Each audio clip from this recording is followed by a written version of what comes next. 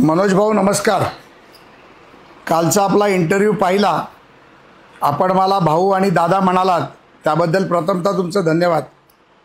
मी म्हटलंच होतं की आपण किती जरी वाईट शिव्या दिला तरी मी तुम्हाला शिव्या देणार नाही, तुमची तक्रार करणार नाही, कारण तुम्ही माझे भाऊ आहात आणि आज तुम्ही मला भाऊ म्हटलं त्यासाठी तुमचं धन्यवाद।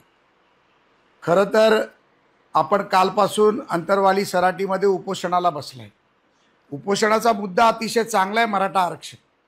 आम्ही त्याबरोबर तुमच्याबरोबर आहोत, पण मला वाटतं भाऊ की कुठेतरी आपला उपोषणाचा मुद्दा भरकटतोय। सरकारने ज्या योजना आणल्या, मग त्यामध्ये लाडकी बहीण असेल, मुख्यमंत्री लाडकी बहीण योजना असेल, मुख्यमंत्री लाडका भाऊ योजना असेल, आपण त्यावर थोडीशी टीका केली। मला वाटतं की सरकारी योजना, सरकारी राजकारणामध्ये आपण पडू नये ही आपली पहिल्यापासून इच्छा होती, परंतु आपण टीका केली म्हणून आपल्याला मी टीका करत नाही, छोटंसं लहान भाऊ म्हणून एक मार्गदर्शन करतो।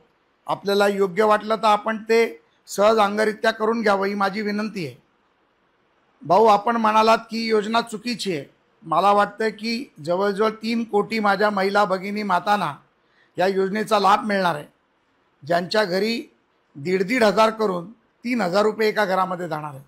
आपण मराठवाड्यात आहात, आम्ही तर शहरात राहतो, आम्हाला गावची बाब जास्त माहिती नसते, परंतु जे काय आम्हाला मामाचं गाव म्हणून कळलं, त्यामध्ये एका गावच्या महिलेच्या घरी जर 3,000 रुपये गेले तर तिचा अख्खा महिना हा तिच्या लेकरा बाळांबरोबर, त्यांच्या शिक्षणाबरोबर, तिच्या वैयक्तिक खर्चाबरोबर, घरच्या अन्नधान्याबरोबर खूप सुंदर सुखी जाऊ शकतो। लाडका भाऊ योजनेमध्ये देखील मनोज भाऊ, 10वी झालेली पोरं मराठवाड्यात, विदर्भात, उत्तर महाराष्ट्रात प्रचंड प्रमाणावर आहेत। त्यांना जर 6,000 रुपये प्रति महिना मिळाले तर मला वाटतं की त्यांच्या शिक्षणाची पुढची सोय आणि काहीतरी रोजंदारी करण्यासाठी व्यवसाय हा त्यांना निश्चित मिळू शकतो। 12वी पासला 8,000 रुपये आणि ग्रॅज्युएट किंवा तत्सम डिग्री घेतलेल्या व्यक्तीला 10,000 रुपये। आपण पहा, आपण खरं तर सरकारचं अभिनंदन केलं पाहिजे। माननीय मुख्यमंत्री एकनाथरावजी शिंदे असतील, देवेंद्र फडणवीस असतील, अजित पवार असतील, या महायुतीचं सरकार असेल आणि या महायुतीचा समन्वयक म्हणून मी आपल्याला विनंती करतो, खरे या योजनेची प्रसार आणि प्रचार आपण केला पाहिजे। समाजामध्ये गरिबी आहे, 4 करोड मराठा समाजापैकी 3 करोडहून अधिक मराठा समाज हा गरीब आहे। जर त्यांच्या घरात जर अशा प्रकारचे 8 आणि 10,000 रुपये जर जाऊ लागले तर मला वाटतं निश्चितपणे समाजाला ताकद आणि बल देण्याचं काम होईल। परंतु आपल्याला भटकायचं नाही, यापासून आरक्षण मिळालंच पाहिजे आणि त्यासाठी तुम्ही लढलंच पाहिजे। मला वाटतं की तुम्ही थोडंसं राजकारणापासून अलिप्त राहिलं पाहिजे। आपण म्हणता की प्रसाद लाड, प्रवीण दरेकर राजकारण करतात, मी म्हणतो आम्ही राजकारण करत नाही, आम्ही राजकारणच करतो आणि आमचा तो राजकारण हा पिंड आहे, पण समाजकारण हे आमचं ध्येय आहे।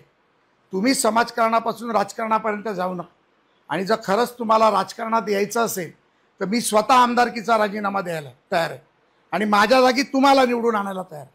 सभागृहात या, सभागृहात चर्चा करा, नाही तर मला चर्चेला बोलवा म्हणून पुन्हा तुम्हाला एकदा आवाहन करतो। भाऊ, माझी विनंती तुम्ही मान्य करा, एकदा तरी मला चर्चेला बोलवा आणि नाहीतर राजकारणात येण्याचा निर्णय घ्या। मी आणि प्रवीण दरेकर राजीनामा देतो, आपण आपले सहकारी सभागृहात या आणि निश्चितपणे आपला मुद्दा ठामपणे सभागृहात मांडा। आम्ही तुम्हाला मैदानात साथ द्यायला तयार आहोत। जय हिंद, जय महाराष्ट्र।